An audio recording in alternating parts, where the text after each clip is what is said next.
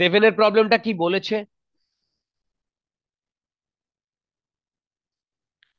দেখো, two small bodies of mass 10 kg and 20 kg are kept at a distance 1 meter apart and released.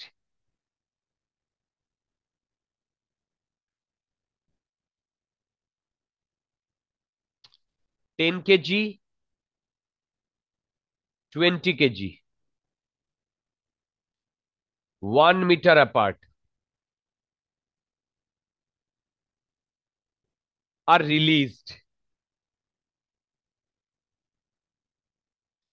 Assuming that only mutual gravitational forces are acting, find the speeds of the particle when the separation between them decreases to 0.5.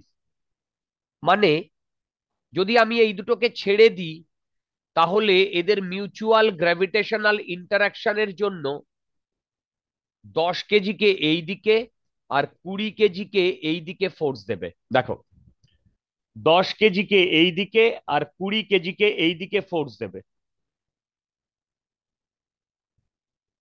ঠিক, 10 কেজিকে এই দিকে আর 20 কেজিকে এই দিকে force দেবে। তো এই ফোর্সের জন্য এরা দুজন একে অপরের দিকে আসবে। তার মানে কিছুক্ষণ বাদে সিনারিওটা এইরকম হবে।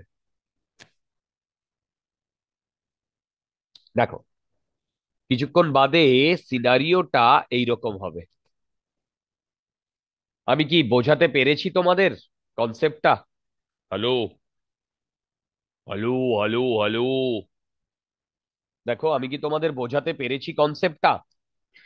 তখন এদের মধ্যে ডিস্টেন্স হবে 0.5 মিটার। দেখো, তখন এদের মধ্যে ডিস্টেন্স হবে 0.5 মিটার। ওকে, তখন এদের কি ফাইন্ড দ্য স্পিডস। ওকে, তার মানে দুটোর স্পিডস কিন্তু ডিফারেন্ট হবে। এইটা আমি ধরলাম V1, এইটা ধরলাম V2। এর এই দিকে V1, এর এই দিকে V2।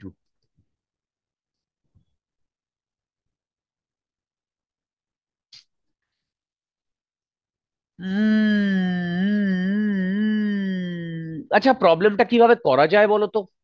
সে এখানে কি ইন্টিগ্রেশন আচ্ছা বা? দেখো, আমি যদি এইটাকে একটা সিস্টেম নিই, সেম কনসেপ্ট আমি তোমাদের করিয়েছি, এইটাকে যদি একটা সিস্টেম নিই, তাহলে 20 কেজি 10 কেজিকে যে ফোর্সে টানছে, 10 কেজিও 20 কেজিকে সেম ফোর্সেই টানছে। কারণ অ্যাট এনি, আচ্ছা বলো তো, টাইমের সাথে সাথে এই ফোর্সটা চেঞ্জ করবে কিনা? করবে। কেন? টাইমের সাথে সাথে এদের মধ্যে ডিস্টেন্স চেঞ্জ হবে। ডিস্টেন্স চেঞ্জ হলে ফোর্সের ম্যাগনিটিউড চেঞ্জ হয়ে যাবে। ফোর্সটা ভেরিয়েবল, এ ব্যাপারে কোনো সন্দেহ নেই, কিন্তু প্রতি মুহূর্তে সেই ফোর্সের ম্যাগনিটিউড চেঞ্জ হচ্ছে, এ ব্যাপারেও কোনো সন্দেহ নেই, কিন্তু প্রতি মুহূর্তে দুটো বডির ওপরে যে ফোর্সটা অ্যাক্ট করছে, সেই দুটো ফোর্সের magnitude same. Direction opposite, that's a different issue, but magnitude same. তার মানে প্রতি মোমেন্টে এই টোটালটাকে যদি আমি একটা সিস্টেম নিই, তাহলে প্রতি মোমেন্টে আমার ওই সিস্টেমের মোমেন্টাম, ওই সিস্টেমের মোমেন্টাম কনজার্ভ থাকবে। কেন কনজার্ভ থাকবে? তার কারণ প্রতি মোমেন্টেই এই সিস্টেমের ওপরে নেট ফোর্স জিরো কাজ করবে। আরে ভাই, আমি যদি এইটাকে সিস্টেম নিই, তাহলে এ যে ফোর্সে একে টানবে, এও সেই ফোর্সে ওকে টানবে। তাহলে এই সিস্টেমের জন্য F external zero, F external zero হলে পি কনস্ট্যান্ট। পি কনস্ট্যান্ট মানে ইনিশিয়াল আর ফাইনাল মোমেন্টাম কনস্ট্যান্ট। তার মানে এইটাকে যদি আমি ইনিশিয়াল বলি আর টিওএলএম লাগানো এইটাকে যাবে। যদি ফাইনাল বলি, যখন এদের মধ্যে 0.5 মিটার ডিস্টেন্স, ইনিশিয়ালি দুটোকে রিলিজ করে দেওয়া হয়েছে, মানে দুটোর টোটাল মোমেন্টাম 0 0। ফাইনালি এই যে 10 কেজি V1 এ মুভ করছে, ইনফ্যাক্ট 10 × +V1, কেন ডান দিকে যাচ্ছে, প্লাস অফ এইটা 20 কেজি, 20 কেজি × -V2। দেখো, এইটা আমি লিখেছি, আমি ধরে নিচ্ছি ডাইরেকশনটা অপোজিট, এদিকে যাচ্ছে, সেই জন্য মাইনাস লিখেছি। তুমি ধরতেই পারতে যে M2টা ডান দিকে যাচ্ছে, তখন তুমি প্লাস লিখতে, অটোমেটিক্যালি ওটা পরে ঠিক হয়ে যেত। তাহলে এখান থেকে আমি বলতে পারি V1 = 2V2।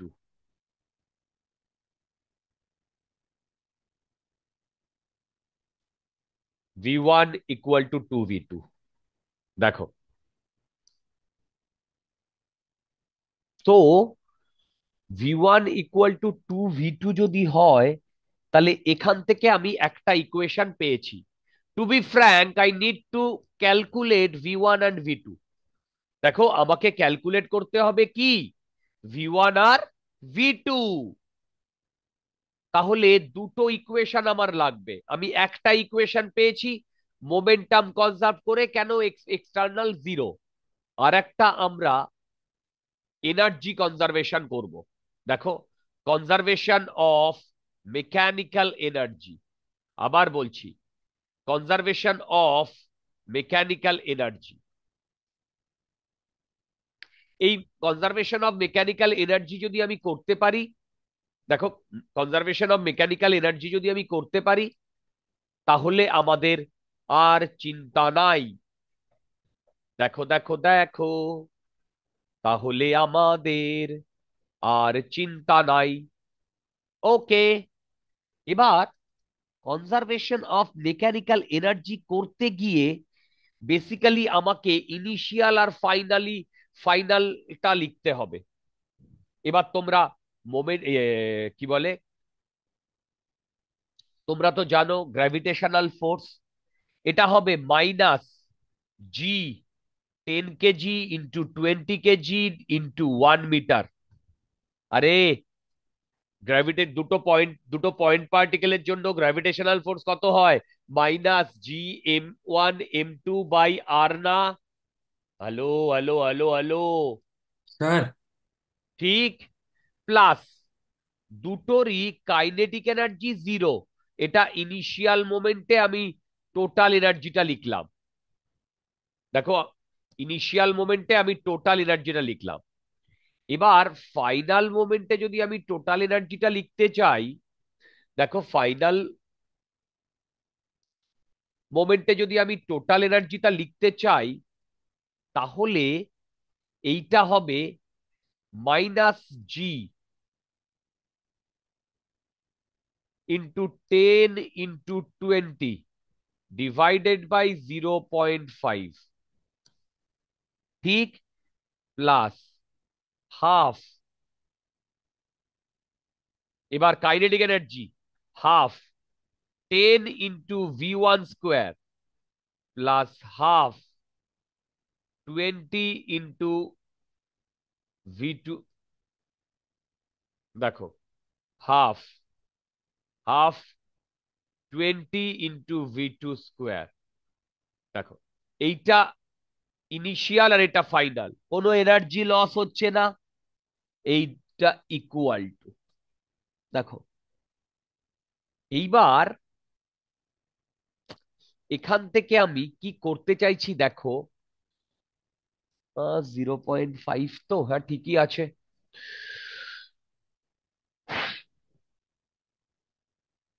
আচ্ছা এখান থেকে একটা জিরো, একটা জিরো, একটা জিরো, একটা জিরো কাটো, তাহলে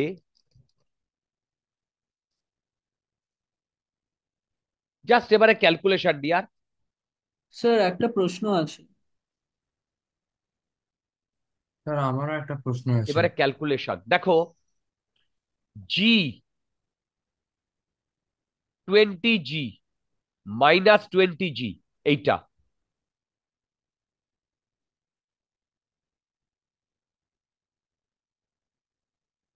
প্লাস এইটা করলে হয় 20G/হাফ। দেখো 20G মানে বাই 0.5, এইটা যদি এ পাশে চলে আসে তার মানে প্লাস, আচ্ছা কেউ একটা কিছু লিখেছে,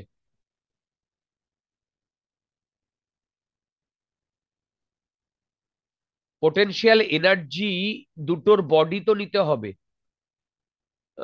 পোটেনশিয়াল এনার্জি তো নিয়েছি ডিয়ার, এইটাই তো পোটেনশিয়াল এনার্জি। দুটো পয়েন্ট পার্টিকেল যদি একটা সার্টেন ডিস্টেন্সে থাকে তাদের জন্য যে পোটেনশিয়াল এনার্জি সেটা তো নিয়েছি। দেখো তাদের জন্য যে পোটেনশিয়াল এনার্জি সেটা তো নিয়েছি। আচ্ছা এটা যদি এ পাশে আসে তাহলে আসবে 20।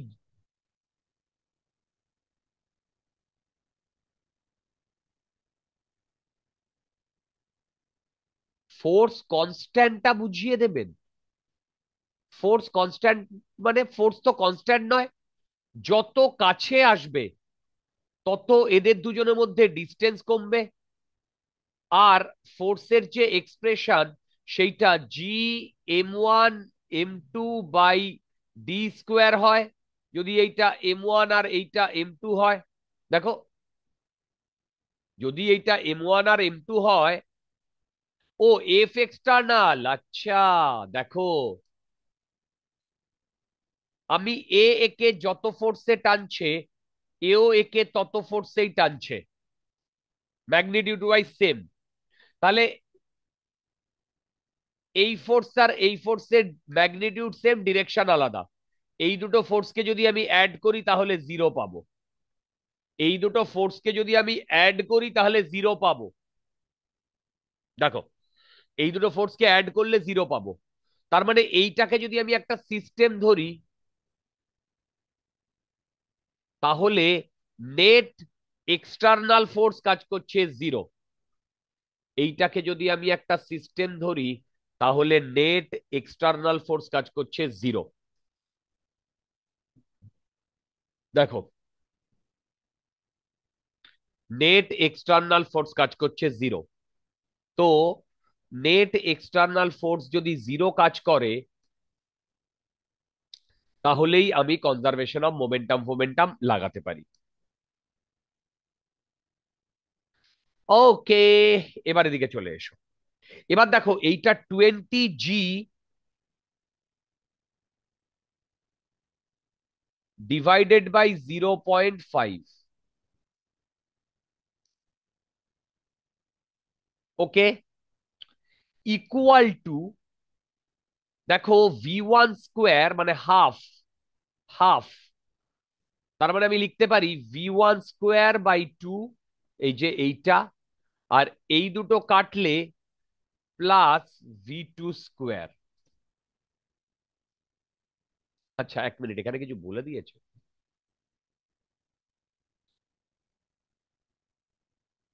না কিছু বলেনি। যাই হোক, যে কোনো একটা বার করলেই আর একটা বেরিয়ে যাবে। এবার দেখো অলরেডি আমরা পেয়েছিলাম V1 = 2V2, তার মানে আমি V1 এর জায়গায় যদি লিখে দিই 2V2² বাই 2 প্লাস V2², দেখো V2², তাহলে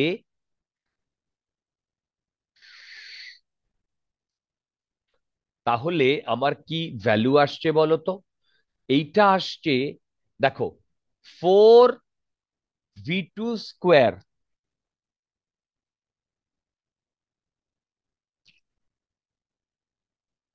হ্যাঁ, দেখো দেখো দেখো, 4v2 স্কোয়ার ডিভাইডেড বাই 2, তার মানে এইটা আসছে 3v2 স্কোয়ার। আর এইটা করলে আমার যতদূর ধারণা 20g আসছে। তার মানে v2 আসছে √20 ইন্টু জি, মানে জি এর ভ্যালু হচ্ছে 6.67, সেটাকে আমি 6.6 ধরছি, ইন্টু 10⁻⁻11। Okay, by 3। আমার মনে হচ্ছে ঠিকঠাকই করেছি। এবার দেখো, এইটা যদি 3 দিয়ে কাটি, তার মানে 2.2, মানে এটাকে ইয়ে করলে 4.4। তার মানে রুট, দেখো রুট, 1 মিনিট, হ্যাঁ, এইটা 44। দেখো, √44 ইন্টু 10⁻⁻11।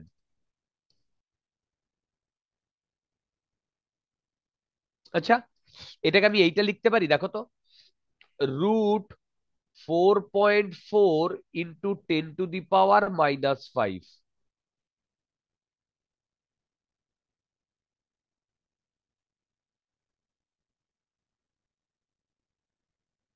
কোথায় 2 ইন্টু করতে হবে বলো তো? আমি কি কোথাও ভুল করলাম?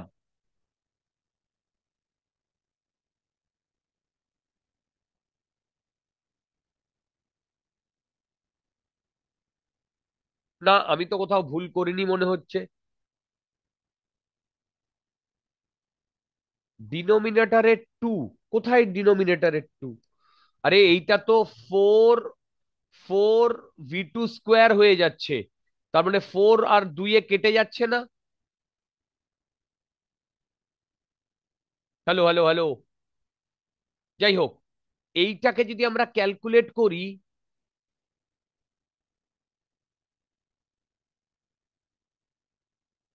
3v2 স্কোয়ার বাই 2, না তো,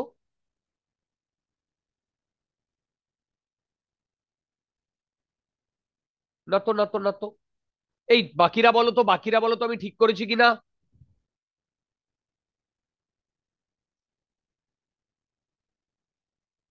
হ্যাঁ হ্যাঁ, ঠিকই আছে ডিয়ার, ঠিকই তো ঠিকই মনে আছে। হচ্ছে। আচ্ছা, এবার ঠিকই আছে রিয়া, ঠিকই আছে। আচ্ছা, জাস্ট এবার √4.4 করলে কত হয়? 2.1 এর কাছাকাছি হয়। দেখো, 4.4 করলে কত হয়? 2.1 এর কাছাকাছি হয়। তার মানে আমার ভি2 আসছে 2.1 ইন্টু 10⁻⁵ মিটার পার সেকেন্ড, ভি2। আর ভি1 কত আসছে? এই যে ভি1 কোথায় গেল? ভি1 কত ছিল? 2 ইন্টু ভি2। তার মানে ভি1 আসছে 4.2 ইন্টু 10⁻⁻5 মিটার পার সেকেন্ড। দেখো, দেখো, দেখি আনসারটা।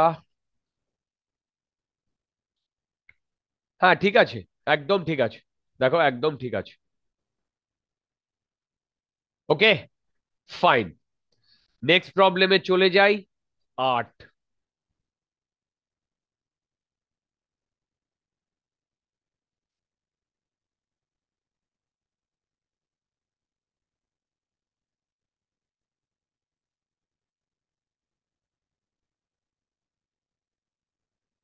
একদম ভাই, দেখাবো।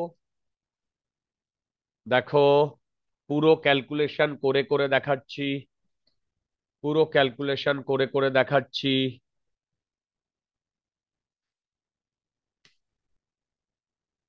পুরো ক্যালকুলেশন করে করে দেখাচ্ছি। আচ্ছা, আমি না একটু অফ করে অন করছি আমার তোমার জুমটা, তাহলে যদি তোমাদের কথাটা শোনা যায়। কিছু একটা গন্ডগোল হয়েছে এক্ষুনি। ওকে।